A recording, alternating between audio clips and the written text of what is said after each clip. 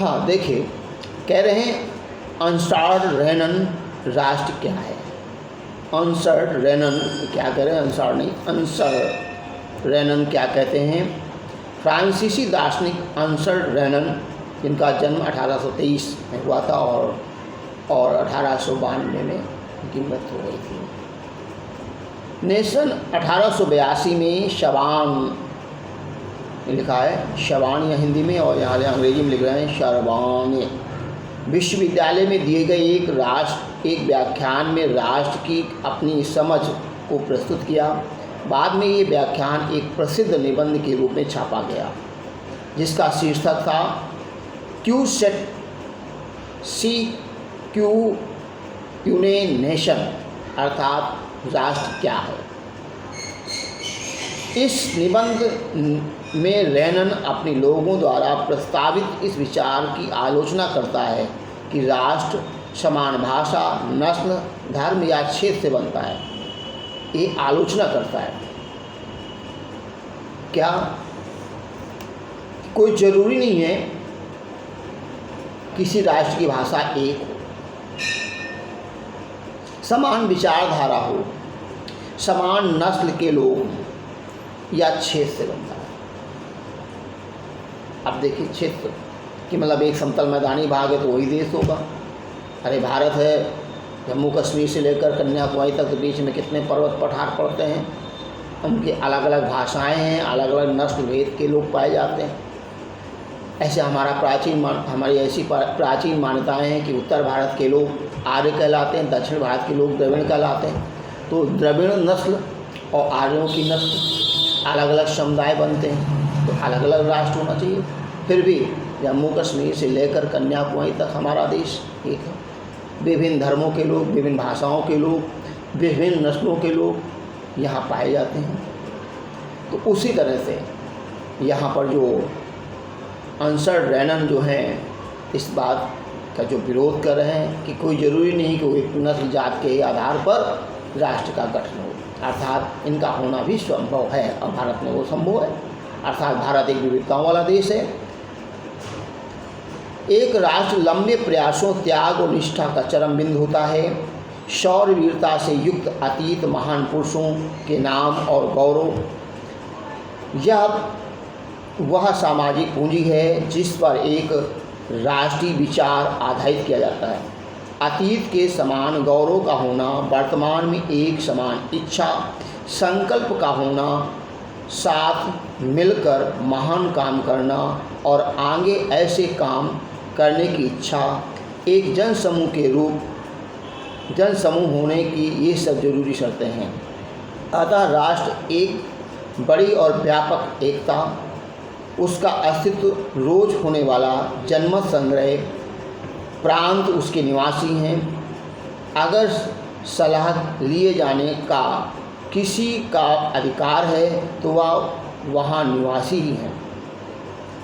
किसी देश का विलय करने या किसी देश पर उसकी इच्छा के विरुद्ध कब्जा जमाए रखने में एक राष्ट्र की वास्तव में कोई दिलचस्पी होती नहीं है। राष्ट्रों का अस्तित्व में होना एक अच्छी बात है, बल्कि यह एक ज़रूरत भी है। उनका होना स्वतंत्रता की गारंटी है, और अगर दुनिया में केवल एक कानून और उसका केवल एक मालिक होता है तो स्वतंत्रता का लोप हो जाएगा। रेनन की समझ के अनुसार एक राष्ट्र की विशेषताओं का संक्षिप्त विवरण दें। उसके मतानुसार राष्ट्र क्यों महत्वपूर्ण है ये बताना है आगे, लेकिन उससे पहले जनमत संग्रह क्या होता है। यह एक ऐसी प्रत्यक्ष मतदान व्यवस्था है जिसके द्वारा एक क्षेत्र के सभी लोगों से एक प्रस्ताव को स्वीकार या अस्वीकार करने के बारे में उनका विचार जाना जाता है। विचार, लोग, वहाँ के लोगों का विचार, किसी विषय के प्रति लोगों का क्या विचार है, ऐसा अपनाने की प्रक्रिया जनमत संग्रह कहलाती है। जैसे गुजरात या कह दें हैदराबाद, यहाँ पर जनमत संग्रह कराया गया था। जनमत संग्रह के द्वारा ये सिद्ध हो गया था कि लोग भारत में मिलना चाहते हैं। तो इस तरह से अब रेनन की बात आती है। अब कुछ लोग कहते हैं कि हैदराबाद सैन्य बल के आधार पर मिलाया गया, लेकिन जनमत संग्रह भी हुआ। अब यहाँ पर रेनन की बात आती है कि राष्ट्र क्यों महत्वपूर्ण है। तो आपको मालूम होना चाहिए, लोगों को स्वतंत्र और विकास स्वतंत्र बनाए रखने के लिए, लोगों की स्वतंत्रता, उनकी भावनाओं को आदर्श रूप देने के लिए, उस क्षेत्र का विकास करने के लिए राष्ट्र का होना आवश्यक है। लेकिन यहाँ पर रेनन का क्या विचार लिखते हैं, राष्ट्र एक बड़ी व्यापक एकता है जिसका निर्माण लंबे प्रयासों, त्याग और निष्ठा द्वारा होता है। ये तो बात सत्य है, त्याग बिना निष्ठा, जैसे सरदार वल्लभ भाई पटेल ने जो त्याग किया वह एक विशेष त्याग निष्ठा। अतीत में समान गौरव होना, वर्तमान में एक समान इच्छा, संकल्प होना, साथ मिलकर महान काम करना और आगे ऐसे काम करने की इच्छा एक राष्ट्र के लिए बहुत आवश्यक है। रेनन की दृष्टि में राष्ट्र का अस्तित्व प्रतिदिन होने वाले जनमत संग्रह में सन्निहित है। किसी देश का विलय करने या किसी देश की इच्छा के विरुद्ध आधिपत्य करने में एक राष्ट्र की कोई रुचि नहीं होती है। रेनन की दृष्टि में राष्ट्र इसलिए महत्वपूर्ण है क्योंकि उसका होना स्वतंत्रता की गारंटी है। यदि हमारा राष्ट्र नहीं होगा तो हम स्वतंत्र नहीं रहेंगे, वो अपने आप में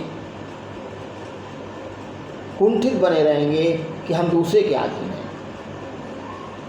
तो अपना राष्ट्र होना चाहिए, अपना शासन होना चाहिए। अपना शासन होने के लिए क्या है, जब होगा तभी हम स्वतंत्र होंगे और यहाँ के लोगों का विकास होगा। अब फ्रांसीसी क्रांति और राष्ट्र का विचार, पहले आपको मालूम होना चाहिए अमेरिका जैसे देश में भी अंग्रेज़ों का अधिकार था, भारत में तो था ही, वहाँ पर भी था। और अमेरिका के लोगों ने मिल कर के फ्रांसीसियों के साथ में, फ्रांसीसियों ने कह दिया तो उनका सहयोग किया था अमेरिका वालों का, तो अमेरिका को आज़ाद कराया। फिर फ्रांसीसियों ने कहा जब हम इस संघर्ष से अमेरिका को हम स्वतंत्रता दिला सकते हैं तो क्या हम फ्रांस को निरंकुश शासन से मुक्त नहीं करा सकते हैं। तो इस तरह से उनके प्रयासों के बल ये राष्ट्र, फ्रांसीसी राष्ट्र का निर्माण हुआ, निरंकुश शासन का अंत हुआ। वही विचार यहाँ देखिए क्या है, यूरोप में राष्ट्रवाद की दिशा में सबसे पहले फ्रांस की क्रांति ने निर्णायक कदम उठाया। राष्ट्रवाद के निर्माण में या दिशा में सबसे पहले कदम फ्रांसीसी क्रांति ने उठाया था।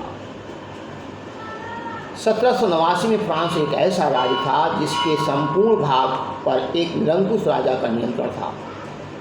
फ्रांसीसी क्रांति से जो राजनीतिक और संवैधानिक बदलाव हुए उनसे प्रभुसत्ता राजतंत्र से निकलकर फ्रांसीसी नागरिकों के समूह में हस्तांतरित हो गई। राजतंत्र से निकल कर के लोगों में शासन सत्ता आ गई। क्रांति ने घोषणा की कि अब लोगों द्वारा राष्ट्र का गठन होगा, वे ही उसके भाग्य का निर्णय करेंगे। फ्रांसीसी क्रांतिकारियों ने ऐसे अनेक उपाय किए जिनसे फ्रांस के लोगों में एक सामूहिक पहचान की भावना पैदा हो सकती थी। पितृभूमि और नागरिक जैसे विचारों ने एक संयुक्त समुदाय के निर्माण पर बल दिया, जिससे एक संविधान के अंतर्गत समान अधिकार प्राप्त थे। एक नया फ्रांसीसी झंडा बनाया गया जिसने पहले के राजध्वज का स्थान ले लिया। स्टेट जर्नल का चुनाव सक्रिय नागरिकों के समूह द्वारा किया जाने लगा और उसका नाम बदलकर नेशनल असेंबली कर दिया गया।